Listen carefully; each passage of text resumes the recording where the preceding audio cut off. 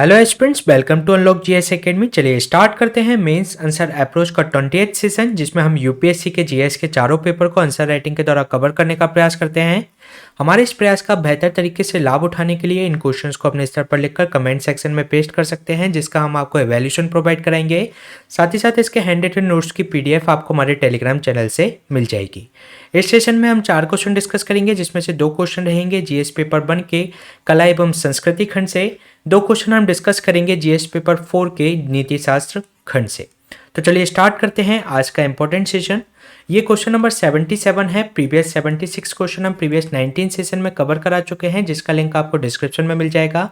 ये question GS paper 1 के कला एवं संस्कृति खंड से है, जिसमें आपसे ये पूछा गया है कि काकतीय युग ने वास्तुकला की एक विशिष्ट शैली के विकास को देखा, जिसने मौजूदा तरीकों में सुधार और नवाचार किए।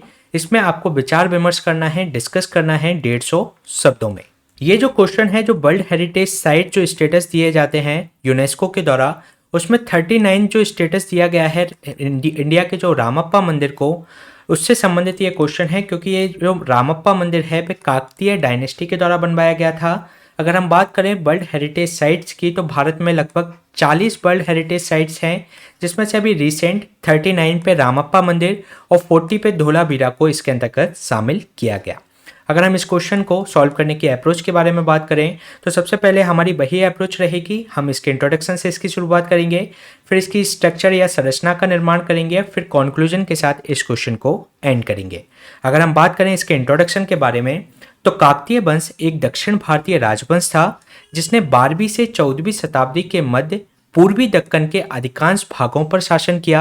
अगर इसको आज के हम क्षेत्रों से कनेक्ट करने की कोशिश करें इन क्षेत्रों को, तो ये जो वर्तमान में तेलंगाना एवं आंध्र प्रदेश, पूर्वी कर्नाटक एवं दक्षिण उड़ीसा के जो भाग हैं, उन पर इनका जो शासन था। अगर हम बात करें इस वंश के जो प्रारंभिक शासक थे, वे 2 शताब्दियों से अधिक समय तक राष्ट्रकूटों एवं पश्चिमी चालुक्यों के सामंत के रूप में उन्होंने कार्य किया। अगर हम बात करें इनकी जो संप्रभुता की, जो काकतीय वंश की संप्रभुता की, तो 1163 ईस्वी में प्रताप रुद्र प्रथम के शासनकाल में काकतीय राजवंश को संप्रभुता प्राप्त हुई। तो ये हमने ब्रीफ इंट्रोडक्शन देखा काकतीय डायनेस्टी के बारे में। अगर हम बात करें काकतीय वंश की जो स्थापत्य की एक विशिष्ट शैली थी उसके बारे में, तो जो उच्च भूमि क्षेत्रों में इन्होंने जलाशय का निर्माण किया, क्योंकि जो काकतीय शासक थे उन्होंने प्रारंभ में दक्कन के पठार के उच्च भूमि वाले शुष्क क्षेत्र पर शासन किया था, जहां पर जल का अभाव था। और इस जल के अभाव की समस्या से निपटने के लिए इनके द्वारा, शासकों के द्वारा, पूरे तेलंगाना में छोटे छोटे जलाशय एवं तालाबों का निर्माण कराया गया, और इसके माध्यम से उन्होंने कुशल जल प्रबंधन किया। और इसके अगर हम आज भी एग्जाम्पल देखने की कोशिश करें, तो पकाला एवं रामप्पा के जो तालाब हैं वे आज भी हमें देखने को मिल जाते हैं। अगर हम बात करें मंदिर स्थापत्य की नवीन शैली का इनके द्वारा निर्माण किया गया।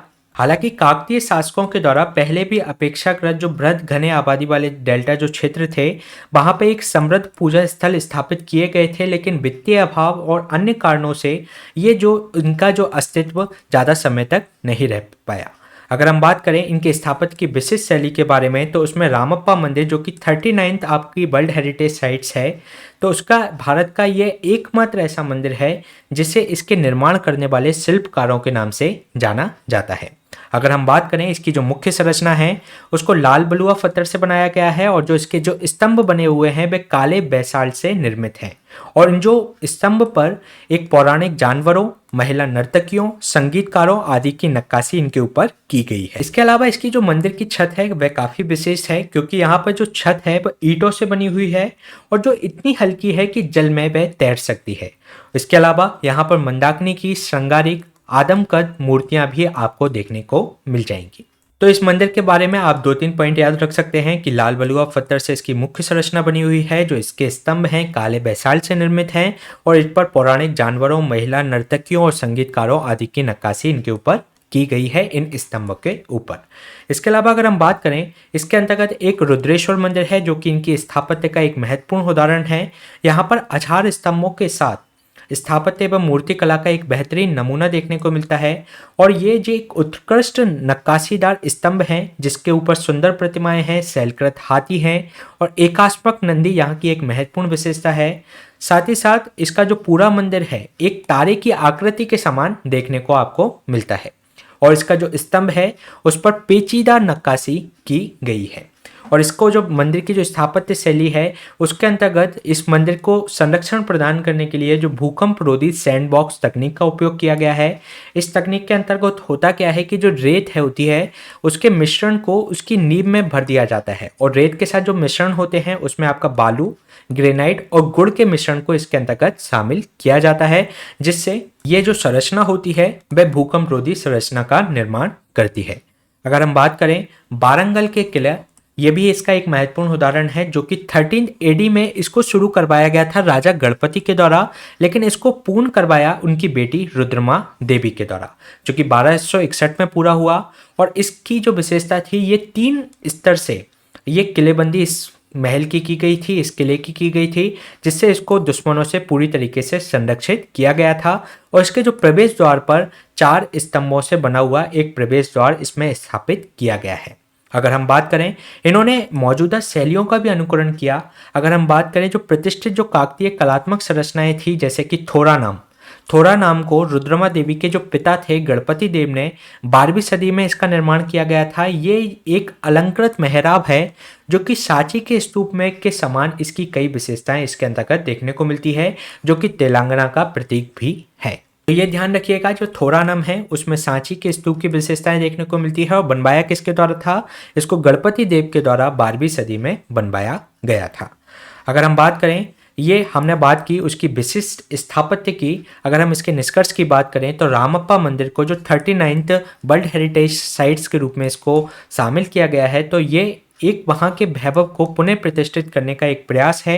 इसके अलावा इससे संबंधित पर्यटन तो बढ़ेगा ही, इसके अलावा इससे जो काकतीय राजवंश से संबंधित अन्य जो निकटवर्ती स्थल हैं, जैसे कि वारंगल का किला, 1000 स्तंभों वाला मंदिर, कोटा गुल्लू, लखनबरम झील, ये भी घरेलू एवं अंतर्राष्ट्रीय पर्यटन को बढ़ावा देंगी। तो ये क्वेश्चन हमने डिस्कस किया जीएस पेपर 1 के कला एवं संस्कृति खंड से। चलिए चलते हैं नेक्स्ट क्वेश्चन पे। नेक्स्ट क्वेश्चन भी आपके जीएस पेपर 1 के कला एवं संस्कृति खंड से है, जिसमें आपसे पूछा गया है कि गुप्त मूर्तियां न केवल आने वाले समय के लिए भारतीय कला के मॉडल बनी रहीं, बल्कि वर्तमान भारत की सीमाओं से परे क्षेत्रों में भी मूर्तियों के लिए आदर्श के रूप में इन्होंने काम किया। इसको आपको प्रमाणित करना है 150 शब्दों में।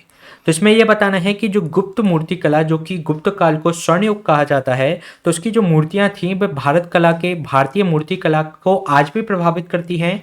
साथ ही साथ इसने भारत की सीमा से परे, मतलब विदेशों में भी इसने उनको एक आदर्श के रूप में स्थापित किया है। तो इसके बारे में आपको चर्चा करनी है। तो सबसे पहले आपको इसके इंट्रोडक्शन से इसकी शुरुआत कर सकते हैं। अगर हम बात करें 4th एडी में जो गुप्त साम्राज्य की नींव भारतीय उपमहाद्वीप में मूर्ति कला में एक उत्कृष्ट चरण की शुरुआत थी। अगर हम बात करें 319 एडी में इसकी शुरुआत हुई थी। गुप्त काल में जो पूर्ववर्ती चरण की जो कलात्मक गतिविधियां थीं उसकी प्रवृत्तियों को तो उन्होंने शामिल किया ही, साथ ही साथ उन प्रवृत्तियों को उन्होंने उस काल में चरमोत्कर्ष पर पहुंचा दिया। ये जो मूर्ति कला थी, अमरावती एवं मथुरा की जो प्रारंभिक उत्कृष्ट मूर्ति कला है उसका तार्किक परिणाम देखने को मिलता है।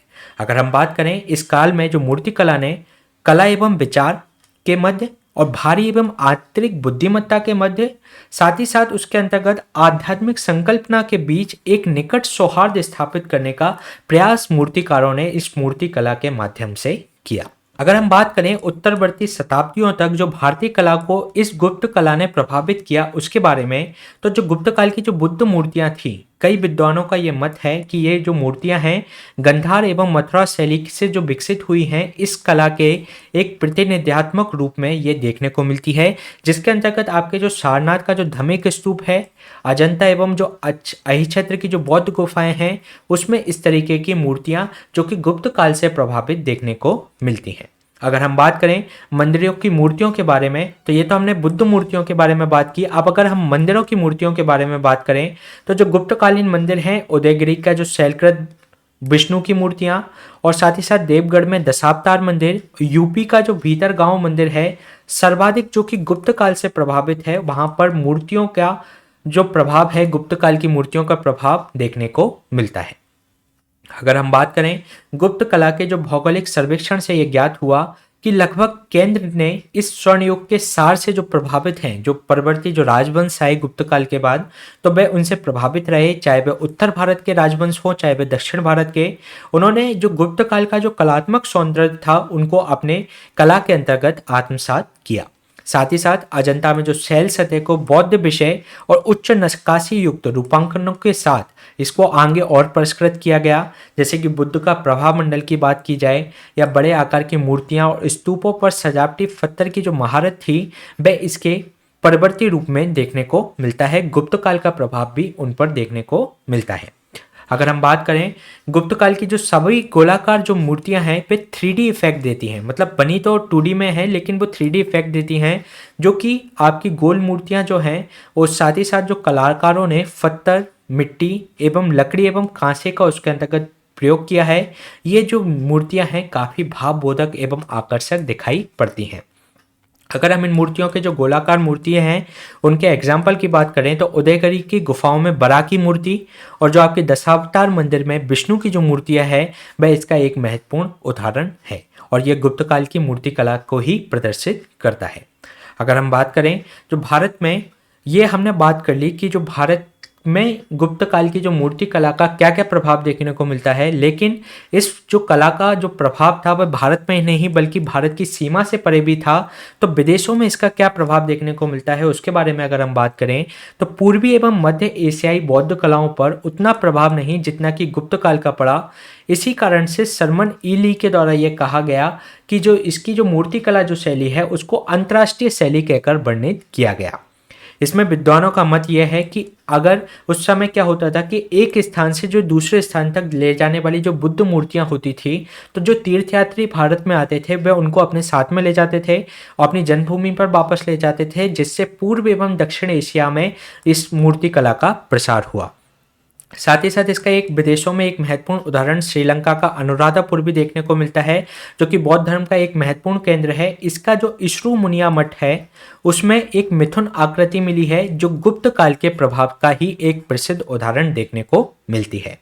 अगर हम बात करें भारत की सीमा से परे में तो दक्षिण पूर्व एशिया की जो मूर्ति कला है उसके निष्पादन में पूर्ण निपुणता और जो बुद्ध की प्रतिमा की जो मुखाकृति है उसका जो प्रभावी शांत चित्ता को उन्होंने अपनाया, जिसके अंतर्गत बुद्ध शांतचित्त प्रभाव में दिखाई देते हैं। तो ये गुप्तकालीन प्रभाव था और उसमें जो वहाँ के जो सियाम, जैसे ये कला सियाम गई, कंबोडिया गई, बर्मा, जावा, मध्य एशिया, चीन एवं जापान गई, तो वहाँ पर स्थानीय रूप के साथ मिलकर इसका एक नया रूप डेवलप हुआ। लेकिन जो गुप्तकालीन प्रभाव था उसमें आपकी बुद्ध की प्रतिमा की जो मुखाकृति थी उस पर जो शांतचित्ता थी उनको इन्होंने अपनाया।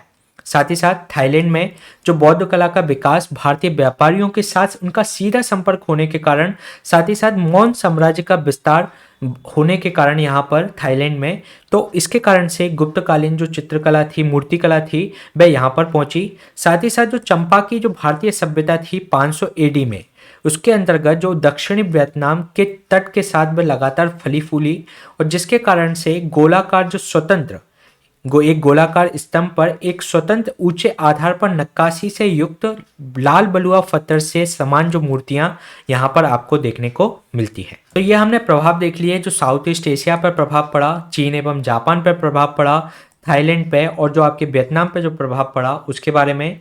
इसके अलावा अगर हम देखें तो अफगानिस्तान का बामियान क्षेत्र, जब यूएसए ने अफगानिस्तान को वहां से अपनी सेना को हटाया तब ये क्षेत्र काफ़ी चर्चा में था। तो अफगानिस्तान का अगर बामियान क्षेत्र की बात करें तो विद्वानों द्वारा भारत के गुप्त काल और जो ईरान का एक एसोसिएशन काल था उसके शैलीगत प्रभावों का मिला जुला रूप बामियान क्षेत्र में देखने को मिलता है। अगर ईरान की कला की बात करें तो उस कला को हेलेनिस्टिक कला बोलते हैं और जहाँ की जो गुप्त काल की जो मूर्ति कला है और इन दोनों की कला को मिलकर बामियान क्षेत्र में एक मिला जुला रूप देखने को मिलता है।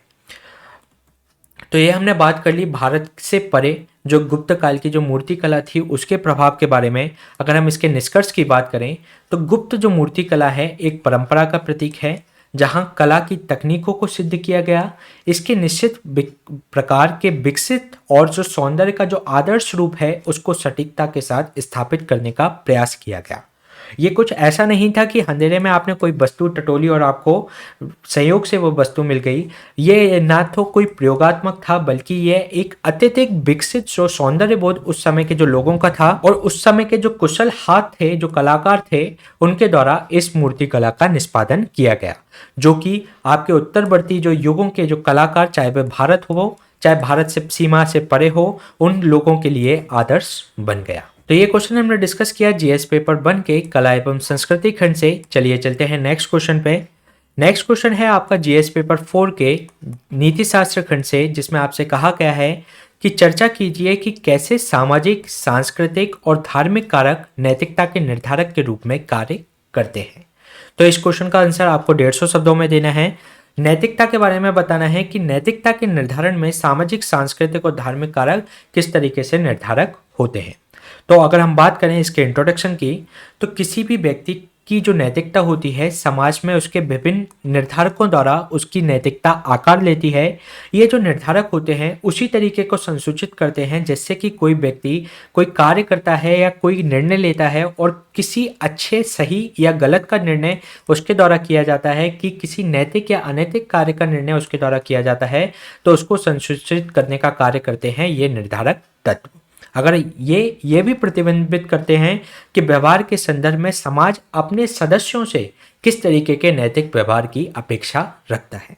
तो अगर हम बात करें नैतिकता के निर्धारकों के बारे में, तो सामाजिक, धार्मिक और सांस्कृतिक कई तरीके के निर्धारक इसके अंतर्गत होते हैं, जिनको हम एक एक करके देखते हैं। अगर हम इसके सामाजिक निर्धारक की बात करें, सामाजिक कारकों की बात करें नैतिकता के निर्धारण में, तो समाज में जो अधिकांश जो नैतिक मानक हैं वह सभी लोगों के द्वारा स्वीकार किए जाते हैं, और ये जो सामाजिक जीवन और समुदाय के साथ जो इंटरकनेक्शंस होते हैं, जो अंतर क्रियाएं होती हैं, वह उसको दर्शाता है। जैसे कि कोई एक सभ्य समाज है जिसमें एक सभी में मान्यता है कि चोरी करना अनैतिक है, तो सभी व्यक्तियों में उसकी एक स्वीकार्यता होती है जो कि सभी के हित में होती है। अगर लेकिन ऐसा नहीं है कि सभी जो किसी भी व्यक्ति के जो समाज है, वह उसके जो समाज में स्वीकार किया जाता है वह सदैव रूप से नैतिक ही हो, क्योंकि कभी कभी समाज में नैतिकता विचलित भी हो सकती है। जैसा कि हमने पास्ट में एग्जाम्पल देखे हैं, जर्मनी में जब नाजी का शासन हुआ और रूस में जब स्टालिनवादी सरकार आई, तो उसने नागरिकों को एक विशेष प्रकार के जीवन स्तर को थोपने का प्रयास किया, और जिसके कारण से उस समाज में एक अनैतिकता का प्रचलन हुआ। साथ ही अगर हम बात करें जो सामाजिक निर्धारक की, तो माता पिता, परिवार और जो शिक्षक होते हैं बच्चे की मूल्य प्रणाली को विकसित करने में एक महत्वपूर्ण भूमिका निभाती है। और जो आपके जो बच्चे जो सीखते हैं, जो माता पिता के और जो शिक्षकों के द्वारा दिए गए जो मूल्य होते हैं उसी के बिहाफ पर नहीं, बल्कि उनके द्वारा जो आचरण किया जाता है उससे वह ज़्यादा सीखते हैं। इसी कारण से अगर हम देखें तो एक जो हमारे पैट्रियार्कल जो समाज है, जो पितृसत्तात्मक समाज है, अगर किसी बच्चे का पालन पोषण इस तरीके के समाज में हुआ है तो वह उसी तरीके के मूल्य उस बच्चे को प्रदान करेंगे, और जो उसकी आगे चलने की जो विचार प्रक्रिया है, उसके जो व्यवहार है, उसको उसमें ये प्रदर्शित होंगे। तो ये हमने बात की जो नैतिकता के निर्धारण में सामाजिक निर्धारक तत्वों की। अगर हम बात करें सांस्कृतिक संबंधी तत्व भी इसके महत्वपूर्ण निर्धारक होते हैं। अगर हम बात करें नैतिक सिद्धांत की, तो संस्कृति से ये काफ़ी प्रभावित होते हैं। पश्चिमी संस्कृति की बात करें तो वह इंडिविजुअलिस्टिक सोसाइटी है, व्यक्तिवादी सोसाइटी है, जो कि उसके वहाँ के जो लोग हैं, समाज से संबंधित जो व्यक्ति हैं, उनके कार्यों में परिलक्षित भी होता है। लेकिन जो भारतीय संस्कृति है एक सार्वभौमिकता एवं विविधता के मूल्य को स्थापित करती है, संयुक्त परिवार के मूल्य को स्थापित करती है, तो वहाँ के लोगों में इस तरीके के मूल्य भी परिलक्षित होते हैं। तो एक तरीके से जो नैतिक सिद्धांत हैं वे संस्कृति से काफ़ी हद तक प्रभावित होते हैं। जो साहित्य और जो शास्त्र हैं वह भी व्यक्ति के आचरण का मार्गदर्शन करने में एक महत्वपूर्ण भूमिका निभाते हैं। अगर हम बात करें साहित्यों की, तो वैदिक साहित्य, बौद्ध साहित्य जो आदि जो शिक्षाएं देते हैं वह भारत के समाज और समुदाय को एक नैतिक आचरण का आधार सदैव से रही हैं, और आगे भी इसी तरीके के प्रयास किए जाते रहे हैं। अगर हम बात करें, ये हमने बात की जो उसकी संस्कृति संबंधी। अब अगर हम देखें तो धर्म संबंधी जो कारक हैं वह भी नैतिकता के निर्धारक होते हैं। जो अधिकांश धर्मों में एक नैतिक घटक होता है जो अलौकिक प्रकटन या मार्गदर्शन से प्राप्त होता है। अलौकिक मिथ कथाओं के माध्यम से समाज के अंतर्गत नैतिकता स्थापित करने की कोशिश की जाती है। कुछ लोगों को यह मानना होता है कि जो धर्म होता है वह जीने के लिए धर्म का अनिवार्य होना जरूरी है, क्योंकि ये आपको ये बताता है कि कौन सा कार्य नैतिक है या अनैतिक, या क्या कार्य गलत है या क्या कार्य सही है, इसका यह आपको मार्गदर्शन करता है। प्रत्येक धर्म में व्यक्तिगत आचरण हेतु अपने स्वयं के मानक निर्धारित किए जाते हैं। जैसे कि अगर हम बात करें, जो धर्म लोगों के व्यवसाय, जीवन साथी, महिलाओं की भूमिका क्या रहेगी, कपड़े पहनने का ढंग आदि के विकल्प धार्मिक व्यक्तिगत आचरण के द्वारा ये प्रदर्शित किए जाते हैं। साथ ही अगर हम बात करें, जो धर्म कुछ नैतिक मूल्यों के संबंध में भी शिक्षाएं देते हैं। जैसे बौद्ध धर्म है, धर्म से संबंधित कुछ ग्रंथ हैं, तो वे मुख्य गुणों में वे करुणा को शामिल करता है, अर्थात उसके अंतर्गत ये बताया गया है कि समाज के सभी जीवित प्राणियों के प्रति उनकी पीड़ा को समझने का प्रयास किया जाना चाहिए और उनके प्रति करुणा रखनी चाहिए। तो इसके माध्यम से हमने ये देखा कि नैतिकता के निर्धारण में सामाजिक, सांस्कृतिक और जो धर्म संबंधी जो कारक हैं वे उसको किस तरीके से प्रभावित करते हैं। अगर हम इसके निष्कर्ष की बात करें तो ये केवल 3 ही कारक नहीं बल्कि अन्य निर्धारक भी होते हैं, जैसे कि व्यक्ति की जो कंसाइन होती है, जो अंतःकरण होता है, साथ ही साथ वहाँ के जो राजनीतिक कारक हैं जिसमें देश का कानून और संविधान भी व्यक्ति की नैतिकता के निर्धारक करने में महत्वपूर्ण भूमिका निभाते हैं। चूंकि समाज लगातार अद्यतनशील है, गतिशील है, तो जिसके कारण से समाज में धर्म एवं नैतिकता से विचलित हो सकने की संभावना ज़्यादा होती है। इसलिए ये ज़रूरत है कि हमारे अपने नैतिक मानकों की लगातार हम जांच करें और उनको लगातार अद्यतित करते रहें। तो ये क्वेश्चन हमने डिस्कस किया जीएस पेपर 4 के नीति शास्त्र खंड से। चलिए चलते हैं नेक्स्ट क्वेश्चन पे। नेक्स्ट क्वेश्चन भी आपका जीएस पेपर 4 के नीति शास्त्र खंड से है, जिसमें आपसे ये पूछा गया है कि ईमानदारी की तुलना में सत्यनिष्ठा अधिक व्यापक है। उदाहरण प्रस्तुत करते हुए समझाइए। साथ ही सिविल सेवाओं में सत्यनिष्ठा को एक मूल्य के रूप में विकसित करने के तरीके सुझाइए। तो इसमें आपको बताना है कि सत्यनिष्ठा ईमानदारी से भी ज़्यादा व्यापक है और सिविल सेवा में आप सत्यनिष्ठा को किस तरीके से इनकलकेट कर सकते हैं। तो इस क्वेश्चन को सॉल्व करने के लिए सबसे पहले हम इसके इंट्रोडक्शन से इसकी शुरुआत करेंगे। अगर हम इसके इंट्रोडक्शन की बात करें तो ईमानदारी का अगर हम साधारण अर्थ समझने का प्रयास करें तो तथ्यों को उसी रूप में बरकरार रखना या वैसा का वैसा ही बता देना जिस तरीके का वह पालन करता है, यानी कि आपके अंतर्गत जो है उस सत्य का पालन करना। जैसे किसी व्यक्ति के अंतर्गत कोई धारणा है, उस धारणा को वह समाज के सामने उसी प्रकार से प्रकट कर दे तो वह उस व्यक्ति की ईमानदारी को दर्शाती है।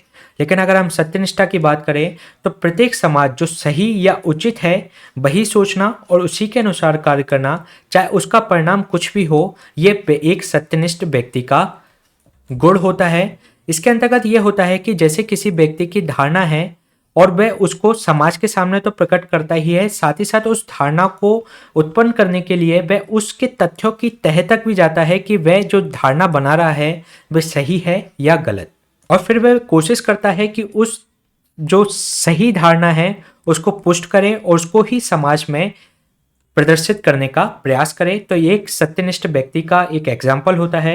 अगर हम बात करें, ईमानदारी आवश्यक है किंतु ये सत्यनिष्ठा का पर्याप्त मानदंड नहीं होता।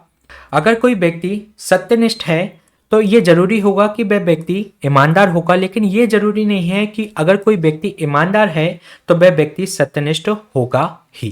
तो इससे ये बात ये सिद्ध होती है, इससे ये बात पता चलती है कि जो सत्यनिष्ठा है उसमें ईमानदारी के साथ भी कुछ अन्य तत्व भी इसके अंतर्गत शामिल होते हैं, कुछ अन्य गुण भी इसके अंतर्गत शामिल होते हैं। तो अगर हम देखें तो अन्य गुण इसके अंतर्गत और कौन से होते हैं सत्यनिष्ठा के अंतर्गत, तो सत्यनिष्ठा के अंतर्गत विचारों और कार्यों में अनुरूपता होनी चाहिए। जो आपके विचार हैं उसी के अनुरूप आपको कार्य करना चाहिए। आदर्श हैं उनके बीच में डायलेमा नहीं होना चाहिए, उनके अंतर्गत एक आपका आदर्शों का एकीकरण होना चाहिए। अपने विचारों और मत के प्रति आप दृढ़ निश्चयी होने चाहिए, प्रति उसके अंतर्गत आपको दृढ़ विश्वास होना चाहिए।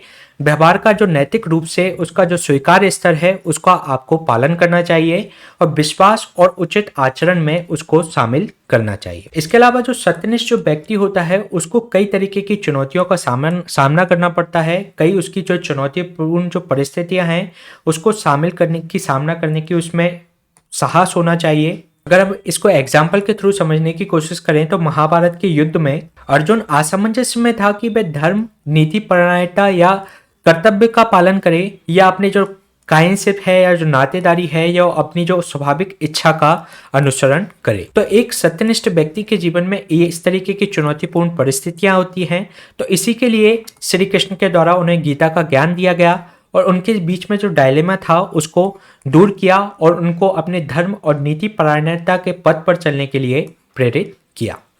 इसके अलावा अगर हम बात करें, कोई व्यक्ति अनिवार्य रूप से सत्यनिष्ठ हुए बिना भी दैनिक जीवन में ईमानदार हो सकता है। सत्यनिष्ठा का तात्पर्य ईमानदारी के साथ साथ नैतिक चरित्र की सुदृढ़ता को भी प्रदर्शित करता है। ईमानदार जो व्यक्ति है अपने विचारों या विश्वासों को उनके बारे में पहले से ही निर्धारित किए बिना, मतलब उसके अंतर्गत कोई किसी भी विचार या विश्वास के प्रति पूर्वाग्रह नहीं होता, वह सही या गलत का निर्णय उसके आधार पर लेता है और उस चीज को वह सत्यता पूर्वक अभिव्यक्त भी करता है। इसको अगर हम एक एग्जाम्पल के थ्रू समझने की कोशिश करें तो अगर कोई व्यक्ति है उसके मन में एक धारणा है कि सभी एथलीट धोखा देते हैं, तो ये उसके अंतर्गत धारणा बनी हुई है कि सभी एथलीट धोखा देते हैं या सभी एथलीट डोपिंग करते हैं, तो इस तरीके की जो धारणा है वह उसको समाज के सामने प्रकट कर देता है। तो वह उसकी एक ईमानदारी है कि उसके अंतर्गत जो धारणा है उसको ने उस धारणा को वैसा का वैसा ही समाज के सामने प्रस्तुत कर दिया, तो वह एक ईमानदार व्यक्ति होगा। लेकिन एक जो सत्यनिष्ठ व्यक्ति होगा, ये जो धारणा बनाते समय ही वह ये तय करेगा और इसके संबंध में जो तथ्य होंगे उसका निर्धारण करने का प्रयास करेगा कि ये जो धारणा सही है या गलत, और उस तथ्यों के द्वारा उसको पुष्ट करने का प्रयास करेगा। और यदि वह धारणा सही होगी तो फिर उसको जानेगा और उसको जांच और परख कर ही उस धारणा को अपने अंदर बनाएगा और उसको व्यक्त करने में भी वह पीछे नहीं रहेगा। तो ये एक सत्यनिष्ठ व्यक्ति का उदाहरण होता है। अगर हम बात करें जो सिविल सेवाओं में, ये हमने बात कर ली कि सत्यनिष्ठा जो व्यापक है ईमानदारी से, लेकिन अगर हम बात करें सिविल सेवकों में सत्यनिष्ठा को विकसित करने के तरीकों के बारे में, तो इसके अंतर्गत हम एक अनुकरणीय व्यक्ति या रोल मॉडल का कंसेप्ट अपना सकते हैं। यदि किसी व्यक्ति की फर्स्ट जो नियुक्ति होती है जब वह जॉब ज्वाइन करता है उस समय, तो उसकी जो पहली पदस्थापना है किसी ईमानदार या सत्यनिष्ठ व्यक्ति के अंडर में की जाए, तो वह उसके जो दैनिक कार्यों में उस व्यक्ति का अनुकरण कर सकता है और वह सत्यनिष्ठ आचरण के लिए प्रेरित हो सकता है उस व्यक्ति के द्वारा। साथ ही साथ व्यापक स्तर पर अगर हम बात करें तो समाज के अंतर्गत मीडिया के द्वारा यह प्रसार किया जाना चाहिए कि इस व्यक्ति के द्वारा सत्यनिष्ठ आचरण को किया गया, तो इससे कि जो समाज के जो नव युवा पीढ़ी है वह इन लोगों से प्रेरित हो सके, उनको अपना रोल मॉडल बना सके और आगे सर्विस में भी इस तरीके के कार्यों को वह प्रेरित कर सके। साथ ही साथ इसमें पुरस्कार एवं दंड की प्रक्रिया को भी अपनाया जाना चाहिए। अगर कोई सिविल सेवक अच्छा कार्य करता है, सत्यनिष्ठा का प्रदर्शन करता है, तो उसको पुरस्कार दिया जाना चाहिए, समाज में उसका प्रचार प्रसार किया जाना चाहिए। लेकिन अगर वो कोई गलत कार्य करता है और सत्यनिष्ठ आचरण के विपरीत कार्य करता है तो उसको त्वरित रूप से दंडित भी किया जाना चाहिए। इसके अलावा जो सिविल सेवकों के अंतर्गत संवेदनशीलता का प्रशिक्षण दिया जाना चाहिए। वार्तालाप गतिविधियों के माध्यम से, वर्कशॉप आयोजित करने के माध्यम से उनके संबंध में जो उनकी सर्विसेज से संबंधित जो वांछित मूल्य हैं उनको सिखाए जाने चाहिए। साथ ही साथ उन मूल्यों के बीच में जो सूक्ष्म अंतर हैं उनके बारे में भी उनको जानकारी दी जानी चाहिए, जिससे परिस्थिति आने पर उन मूल्यों के बीच में वह अंतर आसानी से कर सकें। इसके अलावा सेकंड IRC के द्वारा भी एक सजेशन दिया गया है कि जिसके अंतर्गत उन्होंने कहा है कि एक सिविल सेवकों के लिए एक व्यापक नीति संहिता कोड ऑफ एथिक्स का निर्माण किया जाए और साथ ही साथ उसके अनुपालन को भी सुनिश्चित करने का प्रयास इसके अंतर्गत किया जाए। तो इन माध्यमों से सिविल सेवकों के अंतर्गत सत्यनिष्ठा का निर्धारण किया जा सकता है, उनके अंतर्गत सत्यनिष्ठा को इनकलकेट किया जा सकता है। अगर हम बात करें इसके निष्कर्ष की, तो सत्यनिष्ठा विशेष रूप से नेतृत्वकर्ता के लिए एक महत्वपूर्ण, जो भी व्यक्ति लीडरशिप करता है उसके लिए एक महत्वपूर्ण गुण होता है समाज की बेहतरी के लिए। साथ ही साथ सत्यनिष्ठा जो प्रेरित जो होता है व्यक्ति, वह एक तरीके से आपका नेतृत्व अच्छे से कर सकता है, वह समाज के साथ खुला संप्रेषण कर सकता है और एक सकारात्मक, एक पॉजिटिव वर्क कल्चर को बढ़ावा दे सकता है। अगर हम बात करें सिविल सेवकों के लिए जरूरी है कि वे जमीनी स्तर पर सामाजिक आर्थिक कल्याण सुनिश्चित करने के लिए एक लीडरशिप की भूमिका में आए और अपने अंतर्गत एक सत्यनिष्ठ आचरण को डेवलप करें, जिससे कि जो समाज के लिए जो नीतियां बनाई जा रही हैं, जो सामाजिक जो पिछड़े लोग हैं उनके लिए जो नीतियां तैयार की जा रही हैं उनको जमीनी स्तर पर स्थापित कर सकें। तो ये क्वेश्चन हमने डिस्कस किया GS पेपर 4 के नीति शास्त्र खंड से। इसी तरीके के सेशन हम आपके बीच में लाते रहेंगे। Please stay tuned and subscribe the unlock GS academy. साथ ही साथ इसके हैंड रिटन नोट्स की PDF आपको हमारे इस टेलीग्राम चैनल से मिल जाएगी। Thank you.